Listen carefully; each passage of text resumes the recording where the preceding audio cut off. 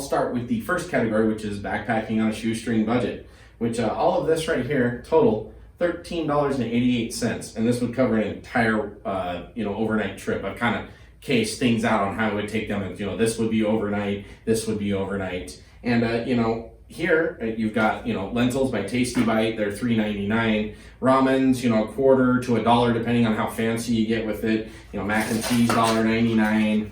Chicken selects, buffalo chicken, 90 calories, good protein count. Throw it in your mac and cheese, delicious. I've got some strawberry shortcake oatmeal, ancient grains. It's good calories, 200 calories. For you're dealing, just a little bit over 1.5 ounces for that. Pro Bar, 380 calories, 3 ounces, don't really nothing. And your sugars, candies, coffee. I get, probably 30, 40 cups out of a can of this. This lasted an entire season and was way better than Via's. So look for this Starbucks. It comes in a medium and dark roast too, and it comes in this can. It was like $8.99 for 3.17 ounce. And I literally just mix this with a little creamer in a sandwich baggie, and that's coffee for me. $13.88 for overnight meal. And you could do Knorr's pasta sides. There's instant mashed potatoes. Shop around in your grocery store when you're getting your regular groceries. Look at things that you could cook and prepare when you're out in the backcountry. You will find that it is much cheaper and a lot more nutritious to go this route than it is to spend a ton of money and go this route. Okay, the second category we have in front of us here is our factory freeze-dried meals. There's a gazillion companies. These are just the ones that have shown up that I've been ordering for my Highline trip this summer, so I'm not trying to represent that any one is better than any other one. Everybody has their different tastes. I've had some that I like, some that I don't, from all brands. So I just use these as a representation in this video of what a factory freeze-dried meal is, and they use this as a freeze-dried meal. Just tear off the top, take out the moisture dryer packet, put the hot water in there, seal it back up. They're very convenient. They're pretty lightweight.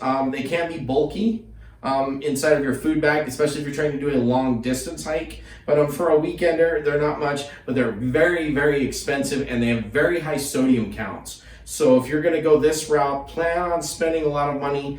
It's convenience that you're paying for. But some of these, like this yellow curry, are delicious. I've done a video earlier this year eating this one. Is delicious. Dessert, ice cream sandwiches. So anything that you can freeze dry, you can most likely find a meal from any of these companies. But they're very, very expensive. And this whole roll right here, $25 just for these three things. As you can see, compared to here is $13.88 for all of this. So, it's your most expensive option. And nutritionally, I would say you do lose about 20% in the freeze-dry process, and you're going to have more sodium to deal with in these meals right here.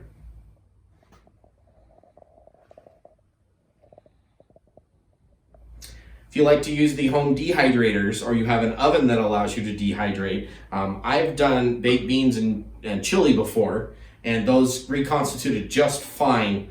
For especially the vegetarian chili and the baked beans, kind of Bush's baked beans, any baked bean that comes in a barbecue sauce, you'll look a little weird when everything dehydrates, but once you reconstitute it, is delicious, especially in the backcountry. If you've been on trail all day long and you simmer up a thing of chili that you've dehydrated, they're delicious. It takes about 18 hours, so a little time consuming, but very, very cheap options. If you have a really, really high grade dehydrator, then you can do a lot of other kinds of foods as well. I have a Oster that's a round one, so it only hits 140 degrees. So there's certain foods that are better in my oven to dehydrate than for my countertop dehydrator. But these ones I've done on the countertop dehydrator, and they were unbelievable to eat and when they were rehydrated. Your top model dehydrators run anywhere from $90 to up to $350. I've seen them. So, it just depends on how much you want to spend. But this is a good option for backpacking food too if you're trying to save money and don't want to spend a ton of money or buy all these expensive meals. You can freeze dry it at home if you have the gear and the expense to buy the gear. And a cheap option of getting home dehydrated meals with the water removed from them is, your home dehydrators. And those are generally in a reasonable expense, able to buy. They just take longer to do most meals. You'll find some comparable times between food dehydrators and freeze dryers, but most of the time the freeze dryer will do it more thoroughly and evenly over a shorter process in time. Okay, and the very last thing that I bring in my food bag, since we're discussing food, is an emergency day's worth of food. So if I plan on being out for a weekend, Friday, Saturday, Sunday, I always bring an extra day's worth of food, just in case, one of those days, ended up getting stuck out there and you couldn't get out on Sunday, had to wait till Monday for weather to clear. You've got this extra bag of food. It's got a ramen tinfoil if I catch a fish, some olive oil, salt and pepper, little oatmeal in there, a granola bar, some crunch for my ramen that I found this crunch packets I could buy, so I just bought a bunch of them, and it makes my ramen crunchy. I've got a lemonade in here, a coffee, and a tea. So that way it gives me a whole day's worth of calories and nutrients, so I'm not sitting there starving until I could possibly get out. So it gives you that window on a weekend trip where you've got that extra food. Weighs nothing, about 4 ounces. Easy peasy, good to go.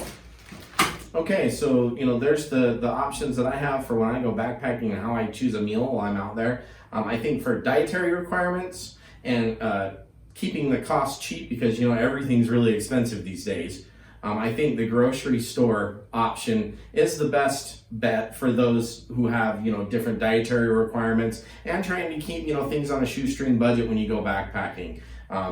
If you're doing longer trips, or you need that convenience, or you're going to have to cook in your tent, so having something have to simmer for 15 minutes, then the freeze dry is probably your option, because some of this you'll have to simmer, like a Knorr's pasta side or something like that. You'll have to actually simmer that meal up. Mashed potatoes are quick flash boil, but even ramen takes 3 minutes of simmering time. Mac and cheese, you want 2 minutes of soak time with the hot water before you put in your cheese packet and your buffalo chicken. Oats, are pretty awesome because you can just straight throw the hot water in there and just mix them and eat them. So that works. And these are about 2-3 minutes as well to heat up. And your freeze-dried meals should be pretty fast. These you actually have to simmer if you dehydrate them, so they do take a little more fuel, so consider that with your fuel consideration. A simmer on these can take 3 to 5 minutes with the lid on, versus this is flash boil,